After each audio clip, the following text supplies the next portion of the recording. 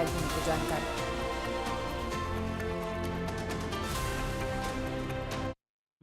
एक नई जिज्ञासा भी जागी। अब छोटे छोटे बच्चे कहते हैं हम भी स्पेस में जाएंगे, हम भी चांद पर उतरेंगे, स्पेस साइंटिस्ट बनेंगे। साथियों, आपने इंस्पायर मानक अभियान का नाम सुना होगा। यह बच्चों के इनोवेशन को बढ़ावा देने का अभियान है। इसमें हर स्कूल से 5 बच्चे चुने जाते हैं। हर बच्चा एक नया आइडिया लेकर आता है। इससे अब तक लाखों बच्चे जुड़ चुके हैं और चंद्रयान-3 के बाद तो इनकी संख्या दोगुनी हो गई है। देश में स्पेस स्टार्टअप भी तेजी से बढ़ रहे हैं। 5 साल पहले 50 से भी कम स्टार्टअप थे। आज 200 से ज्यादा हो गए हैं, सिर्फ स्पेस सेक्टर में। साथियों, अगले महीने 23 अगस्त को नेशनल स्पेस डे है। आप इसे कैसे मनाएंगे? कोई नया आइडिया है क्या? मुझे नमो ऐप पर जरूर मैसेज भेजिएगा। साथियों, 21वीं सदी के भारत में आज साइंस एक नई ऊर्जा के साथ आगे बढ़ रही है। कुछ दिन पहले हमारे छात्रों ने इंटरनेशनल केमिस्ट्री ओलंपियाड में मेडल जीते हैं। देवेश पंकज, संदीप कुची, देवव्रत प्रियदर्शी और उज्जवल केशरी, इन चारों ने भारत का नाम रोशन किया। मैथ्स की दुनिया में भी भारत ने अपनी पहचान को और मजबूत किया है। ऑस्ट्रेलिया में हुए इंटरनेशनल मैथमेटिकल ओलंपियाड में हमारे स्टूडेंट्स ने 3 गोल्ड, 2 सिल्वर और 1 ब्रॉन्ज मेडल हासिल किया है। साथियों, अगले महीने मुंबई में एस्ट्रोनॉमी और एस्ट्रोफिजिक्स ओलंपियाड होने जा रहा है। इसमें 60 से ज्यादा देशों के छात्र आएंगे, वैज्ञानिक भी आएंगे। यह अब तक का सबसे बड़ा ओलंपियाड होगा। एक तरह से देखें तो भारत अब ओलंपिक और ओलंपियाड दोनों के लिए आगे बढ़ रहा है। मेरे प्यारे देशवासियों, हम सभी को गर्व से भर देने वाली एक और खबर आई है यूनेस्को से। यूनेस्को ने 12 मराठा किलों को वर्ल्ड हेरिटेज साइट्स के रूप में मान्यता दी है। 11 किले महाराष्ट्र में, 1 किला तमिलनाडु में। हर किले से इतिहास का एक एक पन्ना जुड़ा है। हर पत्थर एक ऐतिहासिक घटना का गवाह है। सल्लेर का किला, जहां मुगलों की हार हुई, शिवनेरी, जहां छत्रपति शिवाजी महाराज का जन्म हुआ, किला ऐसा जिसे दुश्मन भेद न सके। खांदेरी का किला, समुद्र के बीच बना अद्भुत किला। दुश्मन उन्हें रोकना चाहते थे, लेकिन शिवाजी महाराज ने असंभव को संभव करके दिखा दिया। प्रतापगढ़ का किला, जहां अफजल खान पर जीत हुई, उस गाथा की गूंज आज भी किले की दीवारों में समाई है। विजय दुर्ग, जिसमें गुप्त सुरंगें थी, छत्रपति शिवाजी महाराज की दूरदर्शिता का प्रमाण इस किले में मिलता है। मैंने कुछ साल पहले रायगढ़ का दौरा किया था। छत्रपति शिवाजी महाराज की प्रतिमा के सामने नमन किया था। ये अनुभव जीवन भर मेरे साथ रहेगा। साथियों, देश के और हिस्सों में भी ऐसे ही अद्भुत किले हैं जिन्होंने आक्रमण झेले, खराब मौसम की मार झेली, लेकिन आत्मसम्मान को कभी भी झुकने नहीं दिया। राजस्थान का चित्तौड़गढ़ का किला, कुंभलगढ़ किला, रणथंभौर किला, आमेर किला, जैसलमेर का किला तो विश्व प्रसिद्ध है। कर्नाटका में गुलबर्गा का किला भी बहुत बड़ा है। चित्रदुर्ग के किले की विशालता भी आपको कौतूहल से भर देगी कि उस जमाने में किला बना कैसे होगा। साथियों, उत्तर प्रदेश के बांदा में है कालिंजर किला। महमूद गजनवी ने कई बार इस किले पर हमला किया और हर बार असफल रहा।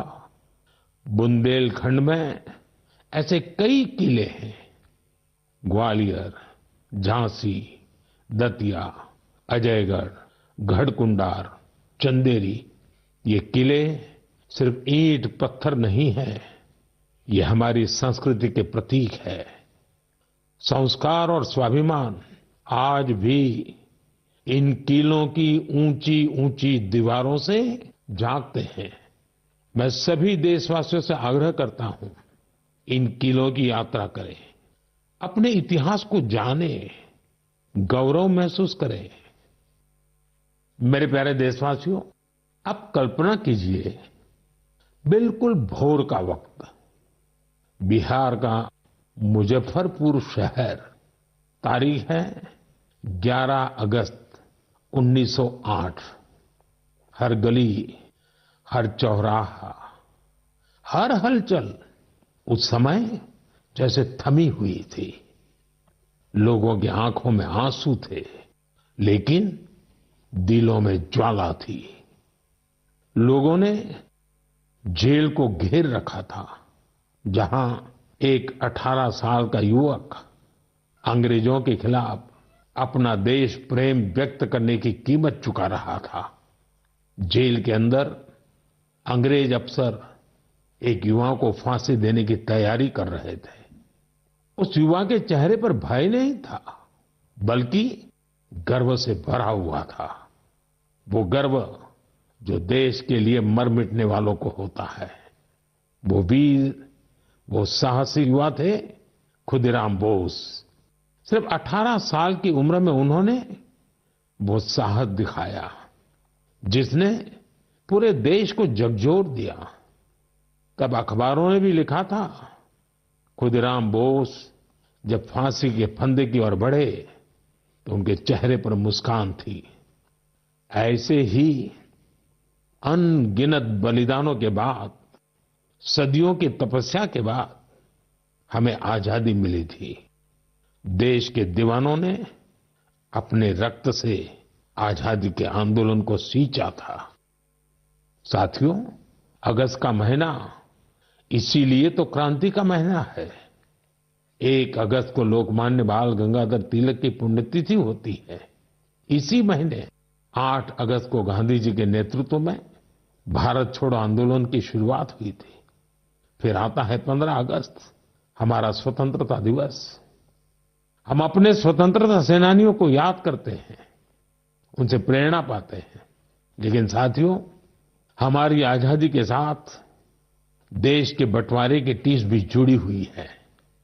इसलिए हम 14 अगस्त को विभाजन विभीषिका स्मृति दिवस के रूप में मनाते हैं। मेरे प्यारे देशवासियों, 7 अगस्त 1905 को एक और क्रांति की शुरुआत हुई थी। स्वदेशी आंदोलन ने स्थानीय उत्पादों और खासकर हैंडलूम को एक नई ऊर्जा दी थी। इसी स्मृति में देश हर साल 7 अगस्त को नेशनल हैंडलूम डे मनाता है। इस साल 7 अगस्त को नेशनल हैंडलूम डे के 10 साल पूरे हो रहे हैं। आजादी की लड़ाई के समय जैसे हमारी खादी ने आजादी के आंदोलन को नई ताकत दी थी, वैसे ही आज जब देश विकसित भारत बनने के लिए कदम बढ़ा रहा है, तो टेक्सटाइल सेक्टर देश की ताकत बन रहा है। इन 10 वर्षों में देश के अलग अलग हिस्सों में इस सेक्टर से जुड़े लाखों लोगों ने सफलता की कई गाथाएं लिखी हैं। महाराष्ट्र के पैठण गांव की कविता धवले पहले एक छोटे से कमरे में काम करती थी। न जगह थी और न ही सुविधा। सरकार से मदद मिली, अब उनका हुनर उड़ान भर रहा है। वो 3 गुना ज्यादा कमा रही है। खुद अपनी बनाई पैठनी साड़ियां बेच रही है।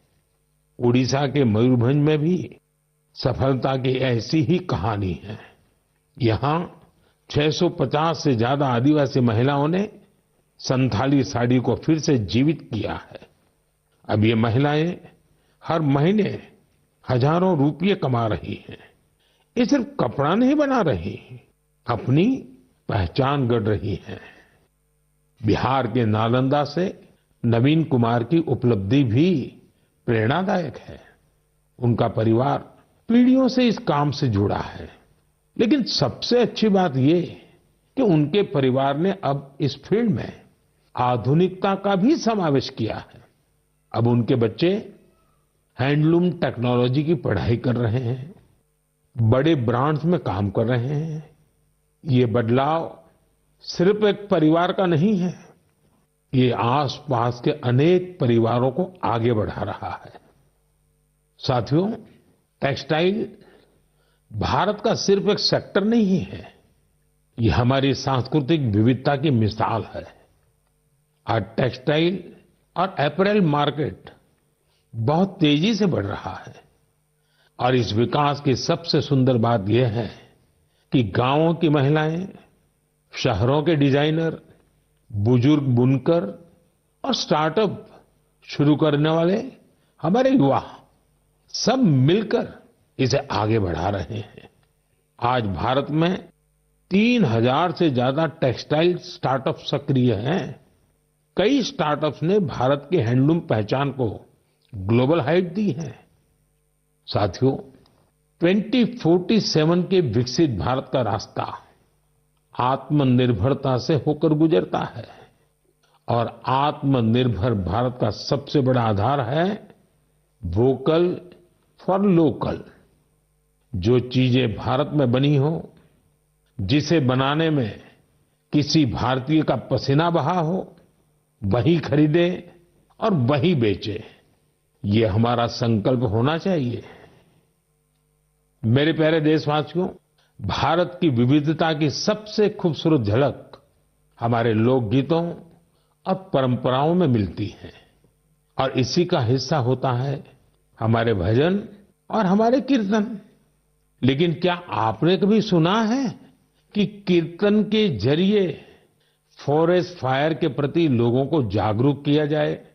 शायद आपको विश्वास न हो, लेकिन ओडिशा के क्योंझर जिले में एक अद्भुत कार्य हो रहा है।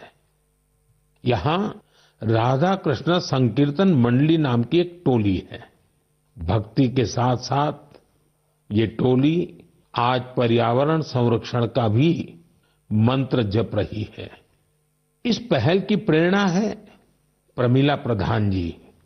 जंगल और पर्यावरण की रक्षा के लिए उन्होंने पारंपरिक गीतों में नए बोल जोड़े, नए संदेश जोड़े। उनकी टोली गांव-गांव गई, गीतों के माध्यम से लोगों को समझाया कि जंगल में लगने वाली आग से कितना नुकसान होता है। ये उदाहरण हमें याद दिलाता है कि हमारी लोक परंपराएं कोई बीते युग की चीज नहीं है।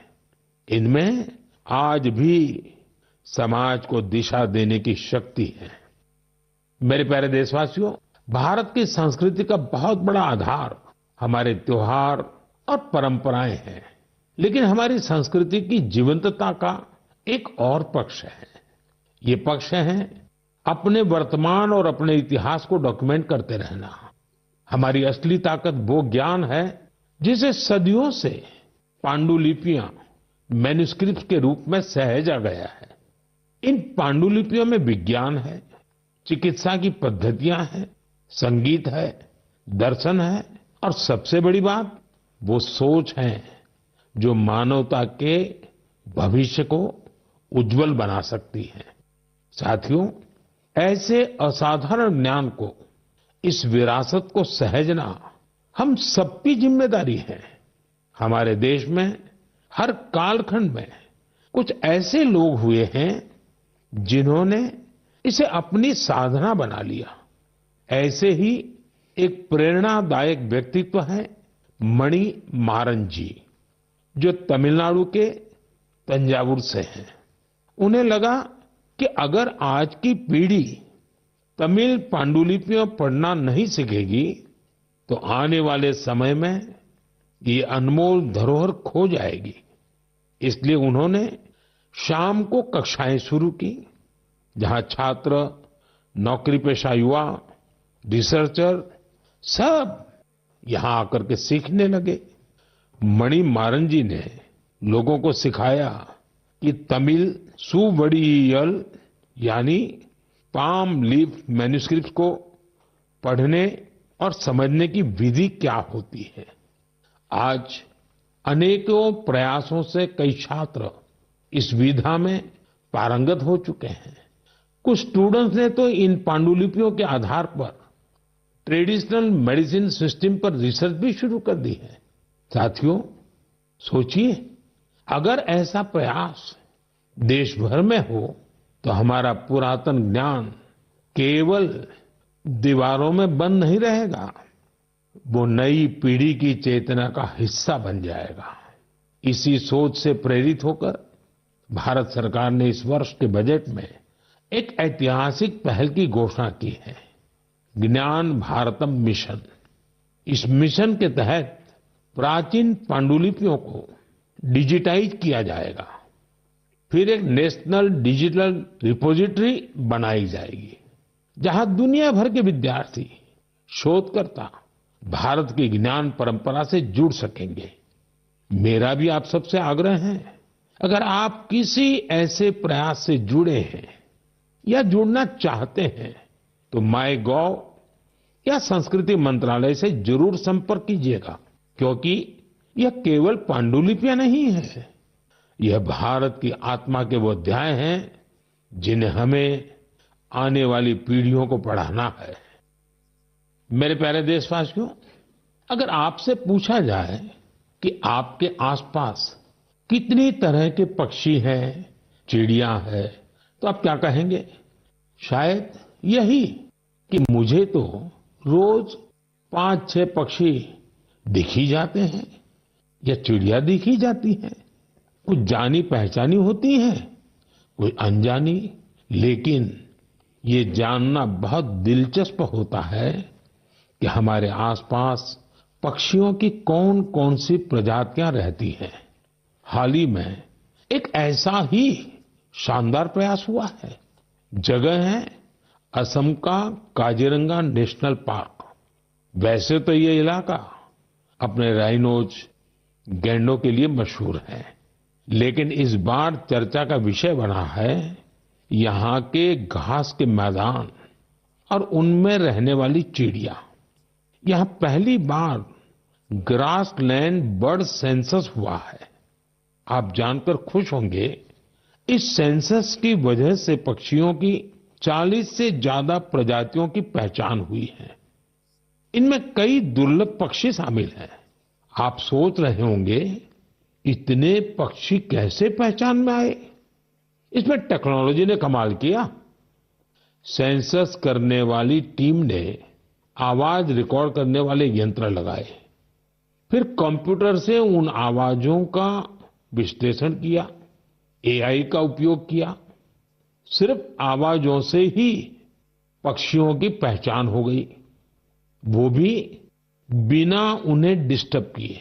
सोचिए, टेक्नोलॉजी और संवेदनशीलता जब एक साथ आते हैं तो प्रकृति को समझना कितना आसान और गहरा हो जाता है। हमें ऐसे प्रयासों को बढ़ावा देना चाहिए ताकि हम अपनी जैव विविधता को पहचान सकें और अगली पीढ़ी को भी इसे जोड़ सकें। मेरे प्यारे देशवासियों, कभी कभी सबसे बड़ा उजाला वहीं से फूटता है जहां अंधेरे ने सबसे ज्यादा डेरा जमाया हो। ऐसा ही एक उदाहरण है झारखंड के गुमला जिले का। एक समय था जब ये इलाका माओवादी हिंसा के लिए जाना जाता था। बासिया ब्लॉक के गांव वीरान हो रहे थे। लोग डर के साये में जीते थे। रोजगार की कोई संभावना नजर नहीं आती थी। जमीनें खाली पड़ी थी और नौजवान पलायन कर रहे थे।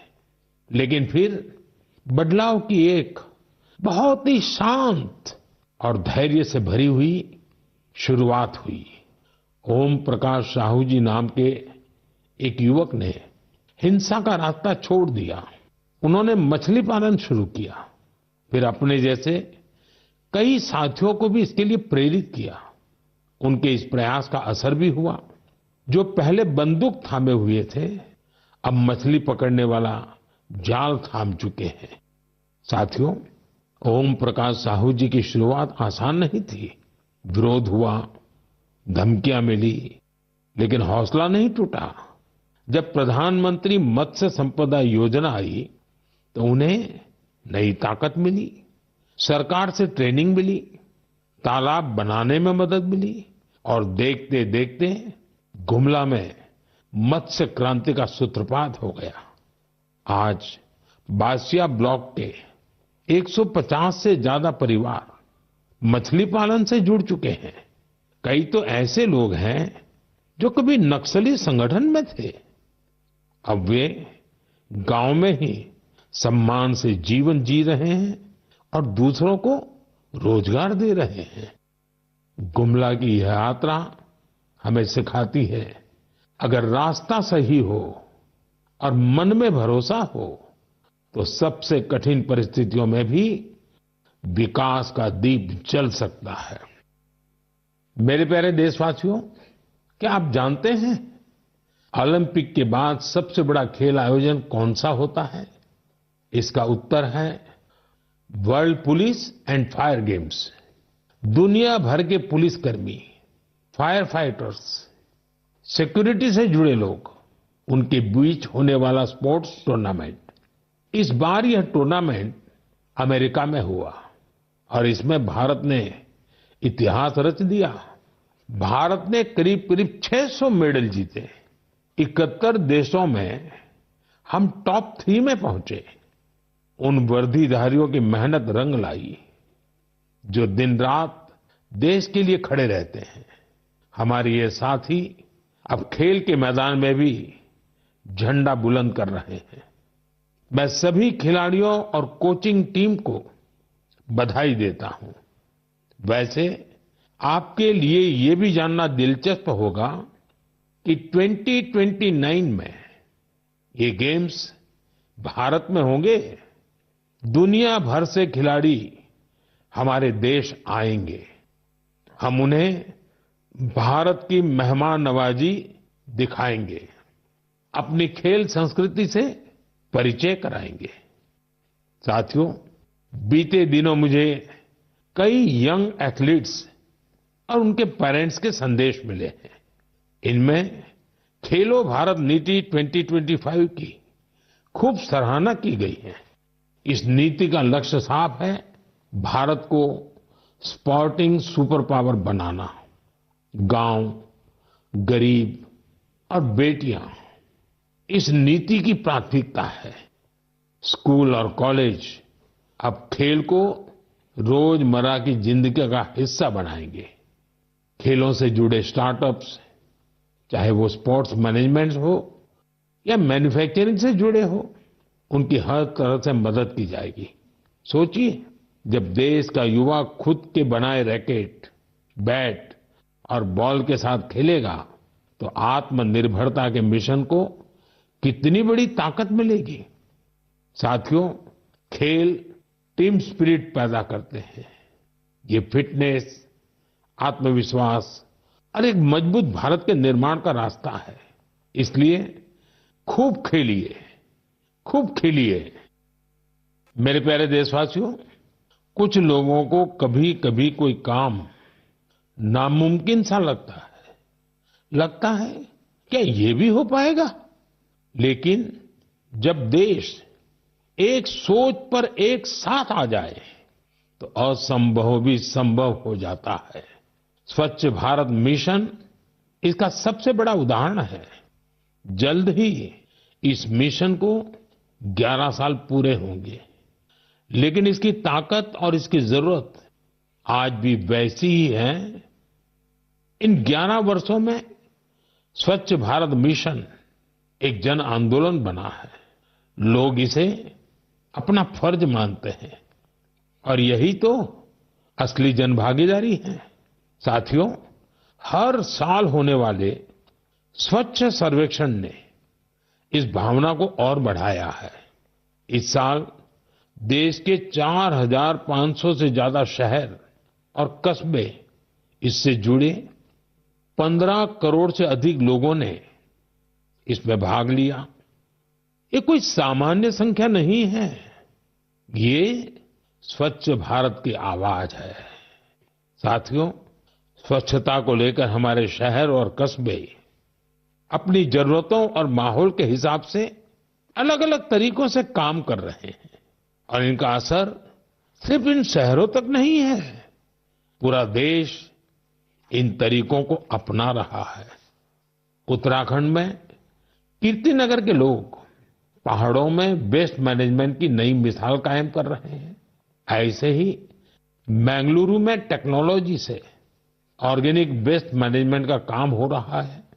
अरुणाचल में एक छोटा सा शहर रोइंग है। एक समय था जब यहाँ लोगों के स्वास्थ्य के सामने वेस्ट मैनेजमेंट बहुत बड़ा चैलेंज था। यहाँ के लोगों ने इसकी जिम्मेदारी ली, ग्रीन रोइंग इनिशिएटिव शुरू हुआ और फिर रिसाइकल वेस्ट से एक पूरा पार्क बना दिया गया। ऐसे ही कराड़ में, विजयवाड़ा में वाटर मैनेजमेंट के कई नए उदाहरण बने हैं। अहमदाबाद में रिवर फ्रंट पर सफाई ने भी सबका ध्यान खींचा है। साथियों, भोपाल की एक टीम का नाम है सकारात्मक सोच। इसमें 200 महिलाएं हैं। ये सिर्फ सफाई नहीं करती, सोच भी बदलती है। एक साथ मिलकर शहर के 17 पार्कों की सफाई करना, कपड़े के थैले बांटना, इनका हर कदम एक संदेश है। ऐसे प्रयासों की वजह से ही भोपाल भी अब स्वच्छ सर्वेक्षण में काफी आगे आ गया है। लखनऊ की गोमती नदी टीम का जिक्र भी जरूरी है। 10 साल से हर रविवार बिना थके, बिना रुके इस टीम के लोग स्वच्छता के काम में जुटे हैं। छत्तीसगढ़ के बिल्हा का उदाहरण भी शानदार है। यहाँ महिलाओं को वेस्ट मैनेजमेंट की ट्रेनिंग दी गई और उन्होंने मिलकर शहर की तस्वीर बदल डाली। गोवा के पणजी शहर का उदाहरण भी प्रेरक है। वहाँ कचरे को 16 कैटेगरी में बांटा जाता है और इसका नेतृत्व भी महिलाएं कर रही हैं। पणजी को तो राष्ट्रपति पुरस्कार भी मिला है। साथियों, स्वच्छता सिर्फ एक वक्त का, एक दिन का काम नहीं है। जब हम साल में हर दिन, हर पल स्वच्छता को प्राथमिकता देंगे, तभी देश स्वच्छ रह पाएगा। साथियों, सावन की फुहारों के बीच देश एक बार फिर त्योहारों की रौनक से सजने जा रहा है। आज हरियाली तीज है, फिर नागपंचमी और रक्षाबंधन, फिर जन्माष्टमी, हमारे नटखट कान्हा के जन्म का उत्सव। ये सभी पर्व यहाँ हमारी भावनाओं से जुड़े हैं। ये हमें प्रकृति से जुड़ाव और संतुलन का भी संदेश देते हैं। आप सभी को इन पावन पर्वों की ढेर सारी शुभकामनाएं। मेरे प्यारे साथियों, अपने विचार और अनुभव साझा करते रहिए। अगले महीने फिर मिलेंगे। देशवासियों की कुछ और नई उपलब्धियों और प्रेरणाओं के साथ आपका ध्यान रखिए। बहुत बहुत धन्यवाद।